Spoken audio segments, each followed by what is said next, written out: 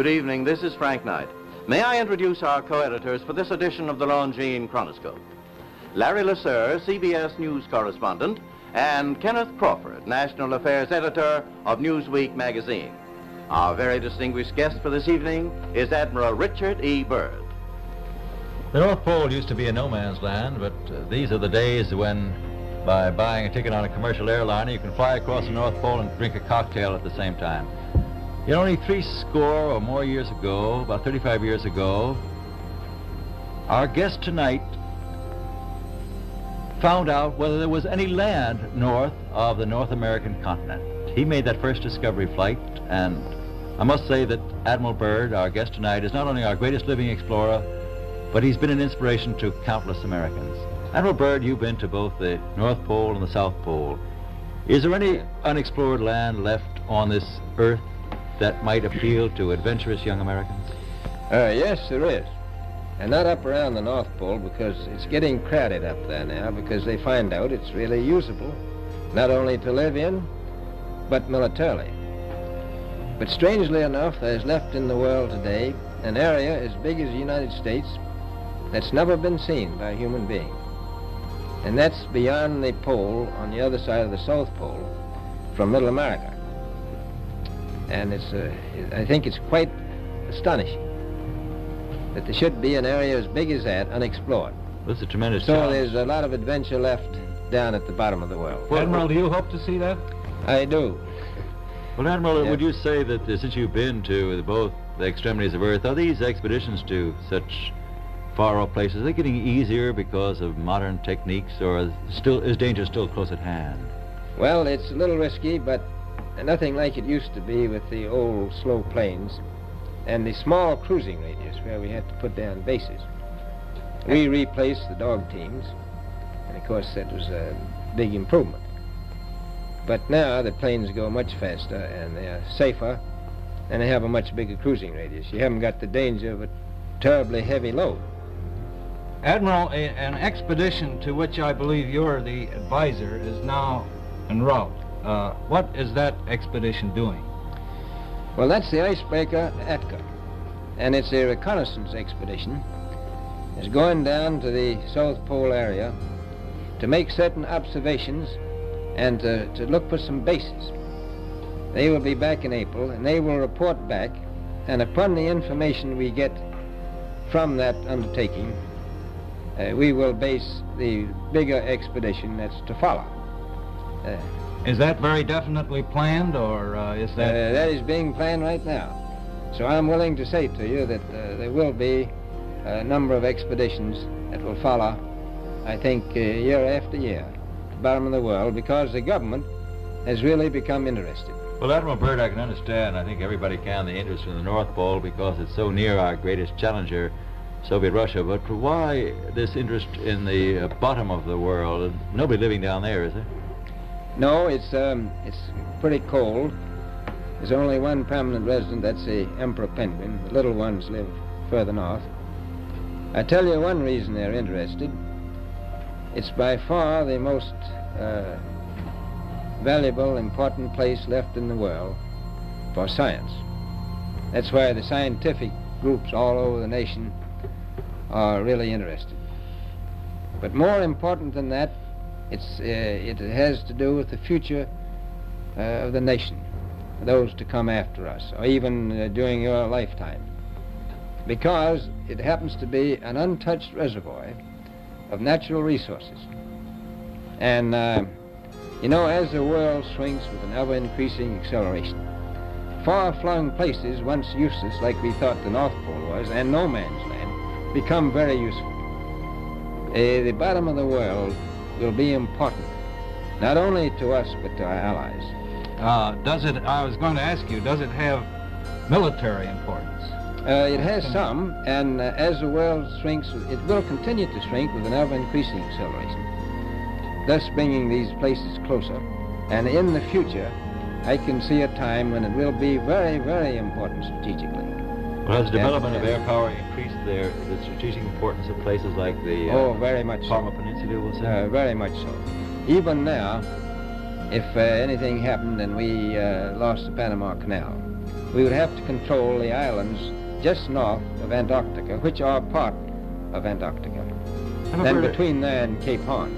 I've heard it said that there are 7 continents in the world, and one of them has never been seen by a woman, and that's Antarctica. Is that actually true? Well, if the Power Peninsula is an island, as far as I know, that's true. No woman's ever stepped foot upon the Antarctic continent, and it's the most peaceful place in the world. Well, I'm sure that won't last very long. I understand now that you're working with the Arnold Bread Company in charge of frozen foods. Now, is there any future for frozen foods down these frozen extremities? Well, I think the human race can be helped by that. This was thought out by Dean Arnold, who's, in my opinion, a great humanitarian. He learned that we went down there after 4 or 5 years and finished a meal that we had left there on the table when we had evacuated Little America. Everything was perfect, including the bread. So he got the idea of this frozen bread, and already he sent some to Europe, and it worked very well over there for some of the starving people. So you can store it down in the Antarctic, and against the lean years, and you wouldn't have any people in the world really starving if you did that. Yes, in the event of an atomic war. You'd stay there forever. Admiral, you speak of the resources of Antarctica. What are they? What are the natural resources there? Well, we've found enough coal within 180 miles of the South Pole in a great ridge of mountains. It's not covered with snow, enough to supply the whole world for quite a while.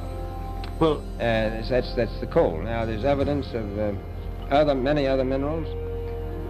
We are pretty sure there's oil. Now, that coal shows the bottom of the world. Now, by far the coldest spot in the world. Where that coal is gets 100 below zero in the winter. Well, it was once tropical. So we think there's oil there, and there's evidence, probably uranium there. Is it any secret? Is there uranium there? That would be the only thing that would be practical to actually go after, I suppose. Everything else would be economically unfeasible, wouldn't it? Well, as we recklessly expend our resources, the time will come when we'll have to go after that stuff down there. Well, you know, I avoided what you said about uranium. I'm not sure about that. I don't want to have the world fighting over the Antarctic. Admiral, is there a competition among other nations to try to get information about Antarctica and possibly to secure some of these resources? Well, yes. There are now 7 nations very much interested. Russia is interested tremendously. That I'm sure of. Australia has an expedition down there. The Argentine, the Chile, New Zealand, Britain, and so on. Now, you can understand those people down there being interested because they live down there, the New Zealanders, the Argentinians, the Chileans, and the Australians. And so we don't do much about claiming anything. Admiral, you make this sound a little crowded. Are there that many expeditions now there or en route there? Well, you know, as I said, it's the most peaceful place in the world, but I don't think it will be for long because of this intense interest on the part of other nations and this nation. Well, Admiral Byrd, are private expeditions a thing of the past? Is expedition and exploration, making expedition and exploration now purely a government function because of the tremendous cost? No, I don't think so. I think down south it may be more or less a thing of the past, but not other expeditions that go there. A lot of them go north now. This latest expedition now on the way is a government expedition, I take it. Yes, that's the government. Admiral Byrd, may I ask you, is there a great difference between the top of the world and the bottom of the world? There is. Now, the North Pole is the center of an ocean 10,000 feet deep. The South Pole, the center of a plateau, 10,000 feet high. The North Polar Sea is surrounded by continents, slightly frozen. The Antarctic continent is surrounded by a belt of ice, frozen seas of at least 1,200 miles thick. Now, the south is a plateau. It gets, in some places, 14,000 feet up. I've been over areas about 13,000, and it's a little bit chilly up there. So there's that big difference between the top and bottom of the world. The North really isn't very cold up there on the Arctic Ocean. Not compared to the South. Admiral Byrd, we often hear it said that our young Americans now aren't as hardy as their forefathers. Do you think that Americans do measure up to the standards, the physical standards and morale standards of the past? I do. I don't believe that. I think they're just as hardy. Well, what would you say was the most valuable factor on an expedition? Is it morale, or physical courage, or is it sheer equipment? Well, I've always thought that loyalty was by far the most important trait. The British told me that when I first went down in 28, that I couldn't possibly get through the winter night without a mutiny if I took more than 20 men. But to serve science, I had to take 42 men. Then I took 56 the next time, and so on. And I did find that loyalty was the most important thing during the winter night when it's very hard on your nerves. I think that's trait. Well, that's a very valuable characteristic at any time. Well, thank you very much, Admiral Byrd. It's been a great pleasure to have you here tonight. It's a pleasure to be with you.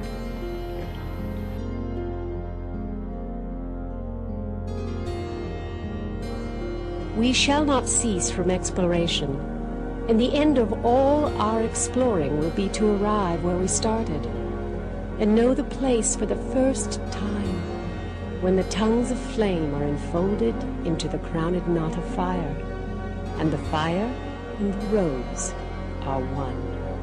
T.S. Eliot.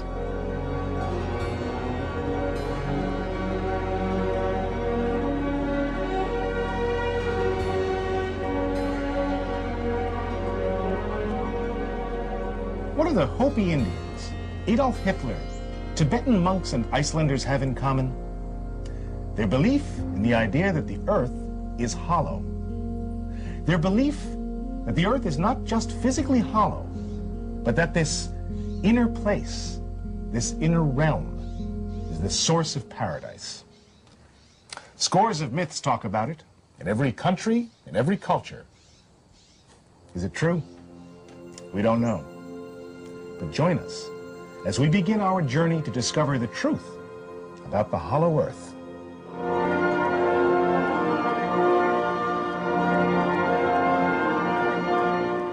The hollow Earth has many mythical names. It's been called the land beyond the poles, Valhalla, Utopia, the Garden of Eden. Is it the Avalon of Camelot described in the Arthurian legends? Who knows? Maybe all these names describe the same place, a real place. In Tibet? Agartha. In Egypt? Amerta. In Iceland? Asgard. John Blofield writes in The Tantric Mysticism of Tibet, if, as the cynics would have it, this mystical experience is sheer illusion, the stuff of dreams, it is strange that men and women belonging to widely different environments have, throughout the centuries, suffered the same delusions and dreamed the same dream.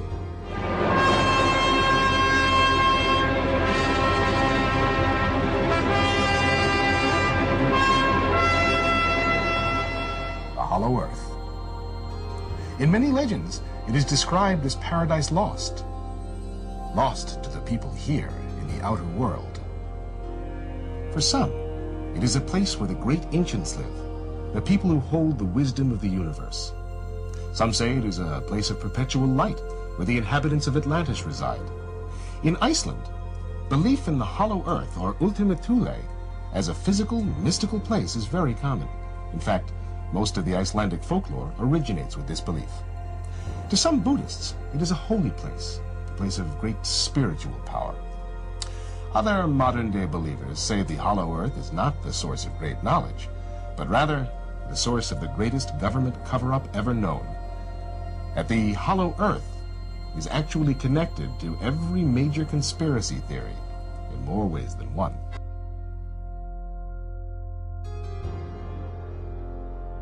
And to some people, the Earth is hollow, yes, but it is inhabited by aliens who wish to colonize our planet, malevolent beings waiting to do us great harm. Finally, there are those who firmly believe that all of the UFOs we've seen in our skies come not from other planets, but rather from within the Earth itself. So many different believers, so many different beliefs, some inspirational, some quite terrifying. It's a paradox. And this paradox is what makes the journey to discover the Hollow Earth such a fascinating study.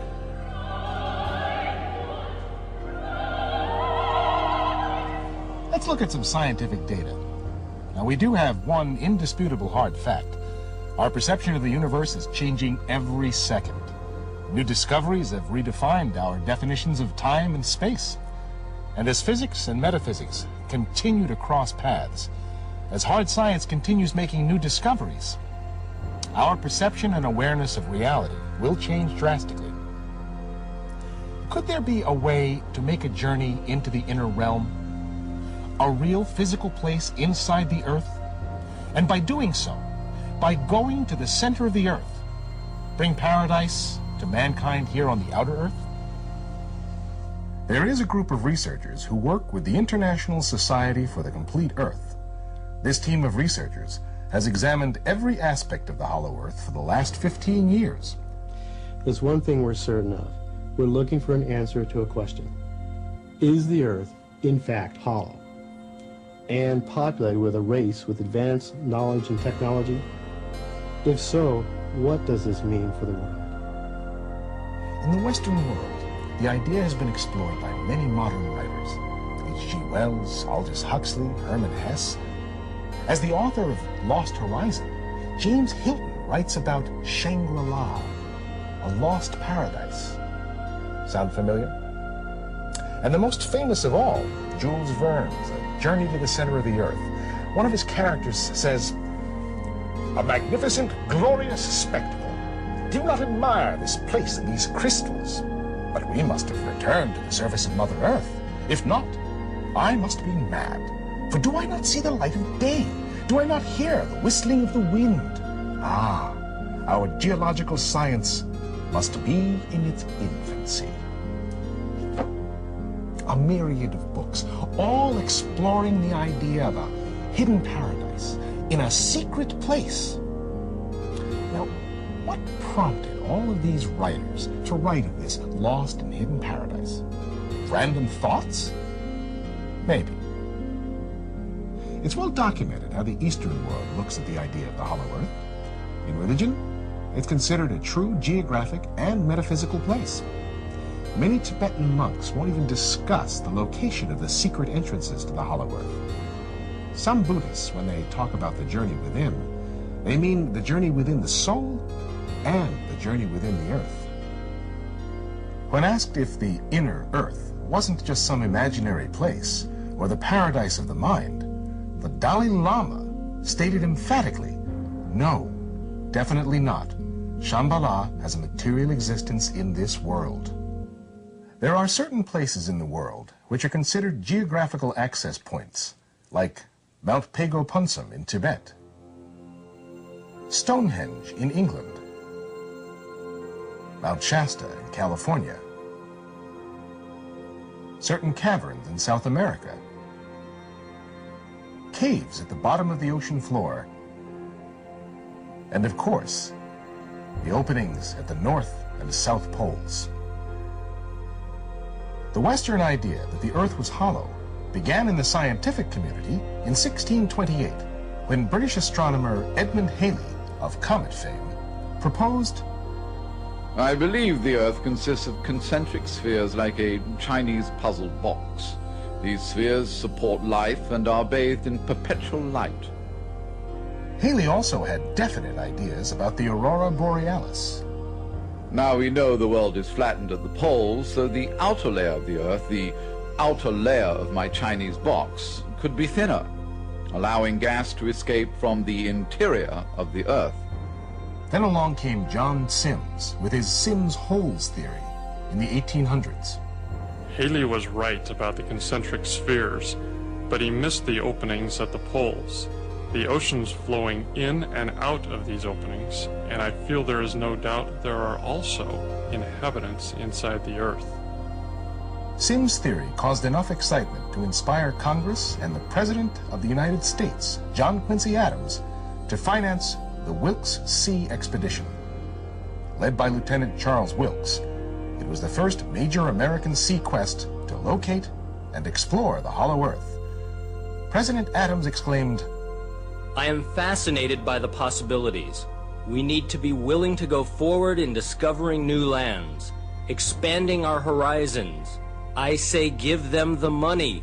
This could be the greatest discovery since America." The Smithsonian was created to house all the artifacts found during the sea quest. It's true. The Smithsonian and the Hollow Earth. Perhaps new discoveries from the Hollow Earth found on future expeditions will end up in the Smithsonian.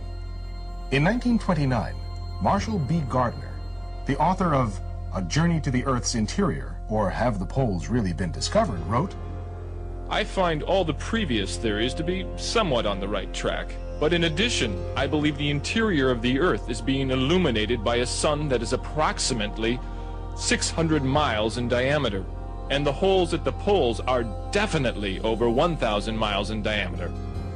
Gardner went on to challenge all claims made by any explorers who had previously found the poles. One of the most controversial Hollow Earth theorists was Cyrus Teed, who declared in 1897, "We actually live inside the Earth.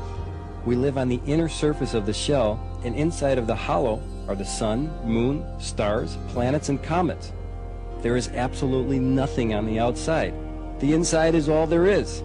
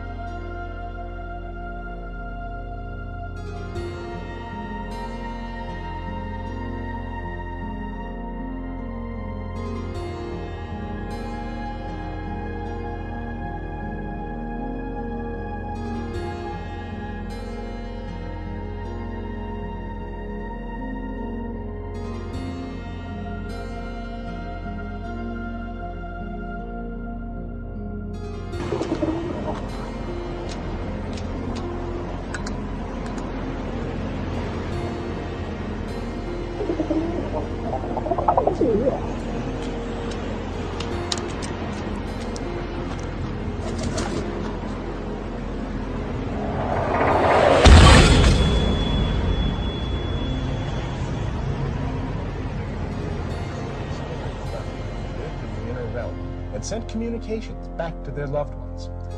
The ISCE is in possession of a letter written by a former Nazi U-boat crewman to his comrades back in Germany. The curious thing about this letter is that it was written after the submarine disappeared on a mission to Antarctica. The letter arrived in Germany in 1947, years after the war. The handwriting was verified by the man's family. 20 April 1947. Dear old comrade, this news will be a surprise for you. The submarine 209 made it. The Earth is hollow. The whole crew is well, but they cannot come back. We are not prisoners. This is your last connection with the submarine 209. With hearty greetings, your friend, Hans.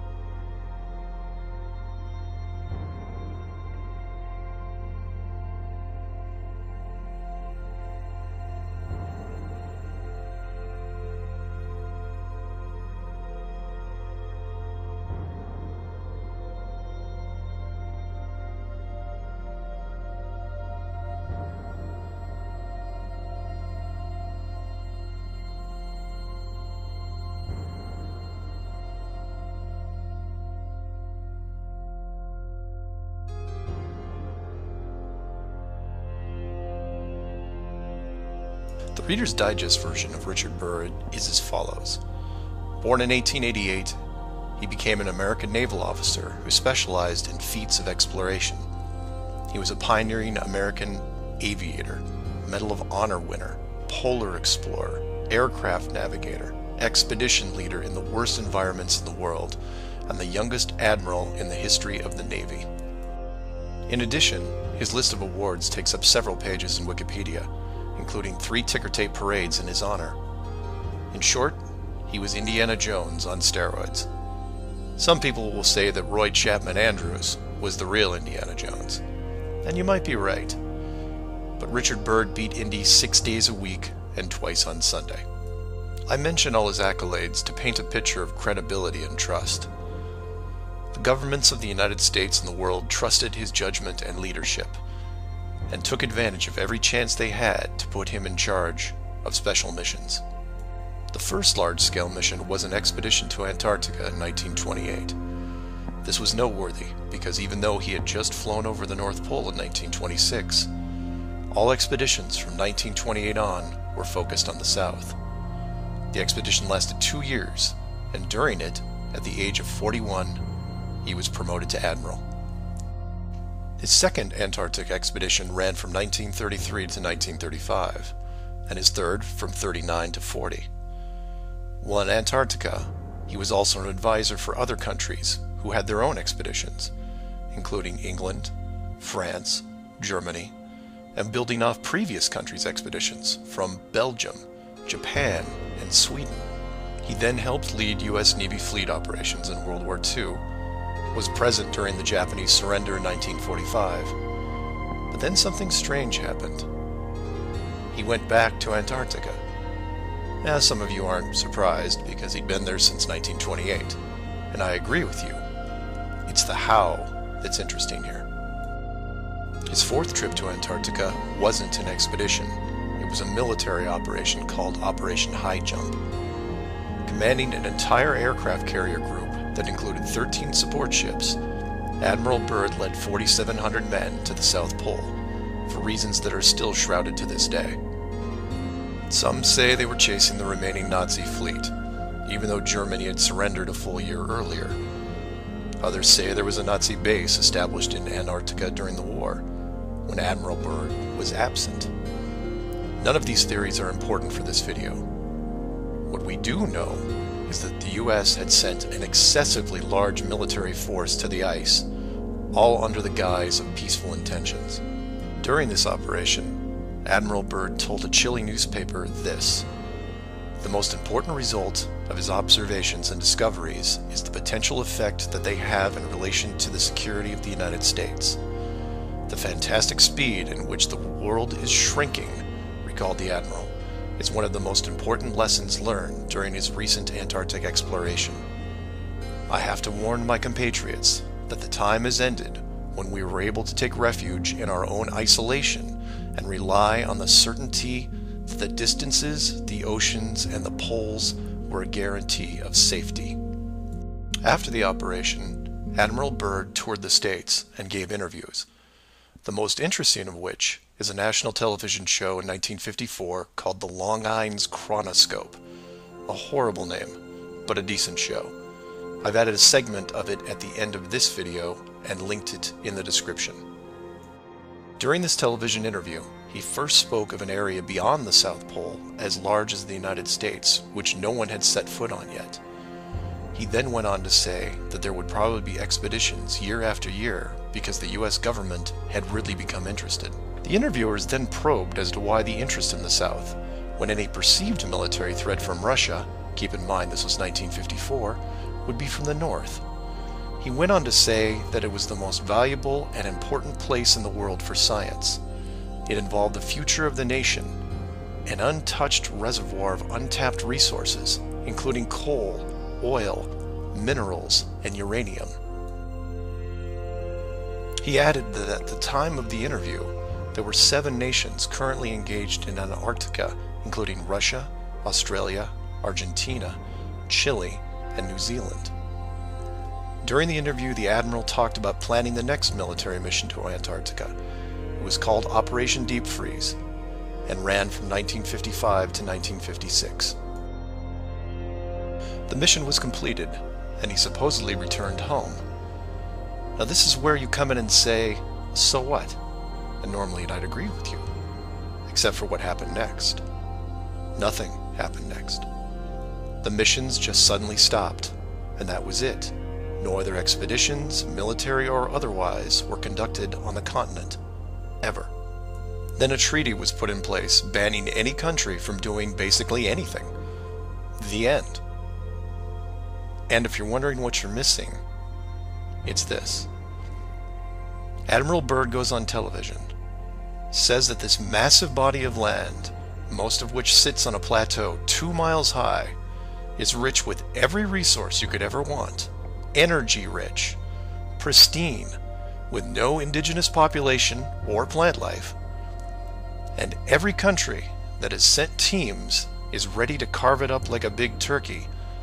Not to mention, there's an expanse of land larger than the United States they haven't even looked at yet. And out of the blue, everyone just calls the whole thing off?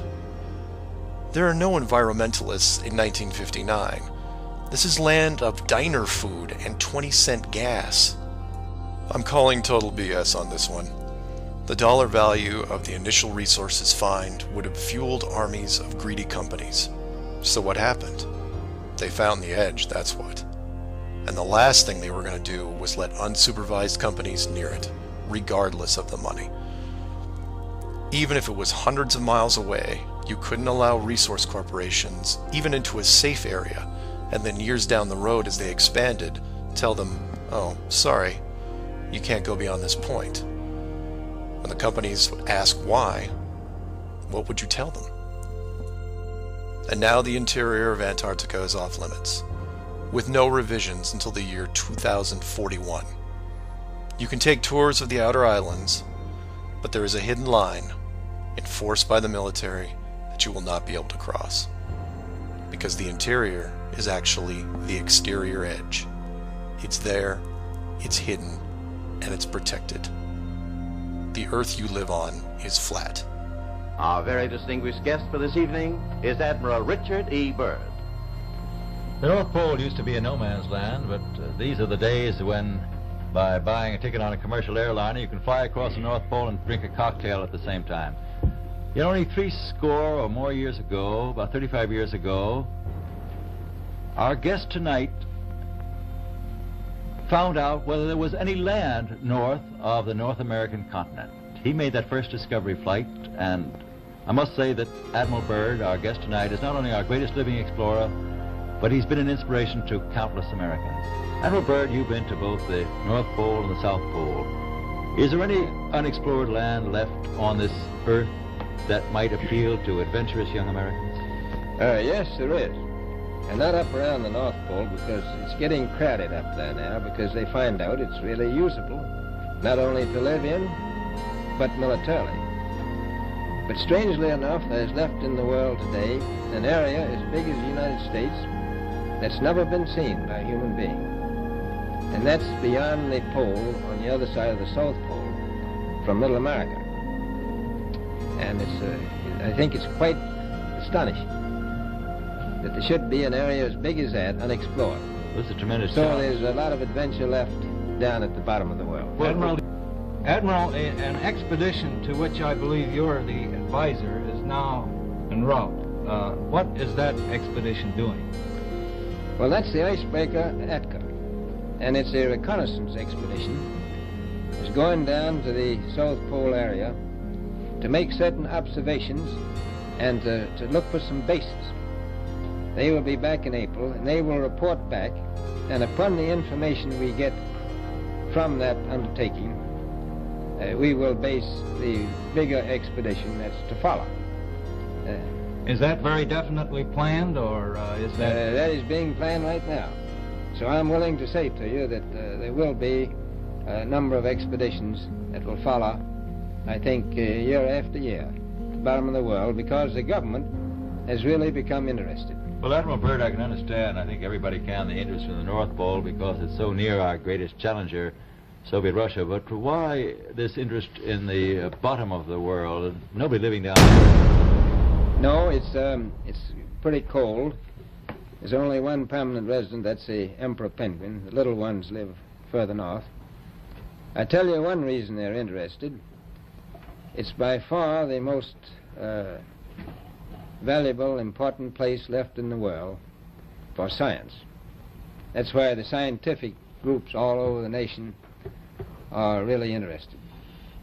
But more important than that, it has to do with the future of the nation, those to come after us, or even during your lifetime, because it happens to be an untouched reservoir of natural resources. And, you know, as the world shrinks with an ever-increasing acceleration, far-flung places, once useless, like we thought the North Pole was, and no man's land, become very useful. The bottom of the world will be important, not only to us, but to our allies. I was going to ask you, does it have military importance? It has some, and as the world shrinks, it will continue to shrink with an ever-increasing acceleration, thus bringing these places closer. And in the future, I can see a time when it will be very, very important strategically. Well, has the development of air power increased the strategic importance of places like the very much Parma so. Peninsula, was it? Very much so. Even now, if anything happened and we lost the Panama Canal, we would have to control the islands just north of Antarctica, which are part of Antarctica. Then between there and Cape... Admiral, you speak of the resources of Antarctica. What are they? What are the natural resources there? Well, we've found enough of coal within 180 miles of the South Pole in a great ridge of mountains. It's not covered with snow, enough to supply the whole world for quite a while. Well, that's the coal. Now, there's evidence of many other minerals. We are pretty sure there's oil. Now, that coal shows the bottom of the world. Now, by far the coldest spot in the world. Where that coal is gets 100 below zero in the winter. Well, it was once tropical. So we think there's oil there, and there's evidence, probably uranium there. Is it any secret? Is there uranium there? That would be the only thing that would be practical to actually go after, I suppose. Everything else would be economically unfeasible, wouldn't it? Well, as we recklessly expend our resources, the time will come when we'll have to go after that stuff down there. Well, you know, I avoided what you said about uranium. I'm not sure about that. I don't want to have the world fight over the Antarctic. And Robert, is there a competition among other nations to try to get information about Antarctica and possibly to secure some of these resources? Well, yes. There are now 7 nations very much interested. Russia is interested tremendously. That I'm sure of. Australia has an expedition down there. The Argentine, the Chile, New Zealand, Britain, and so on. Now, you can understand those people down there being interested because they live down there, the New Zealanders, the Argentinians, the Chileans, and Australians. And so we don't do much about claiming anything.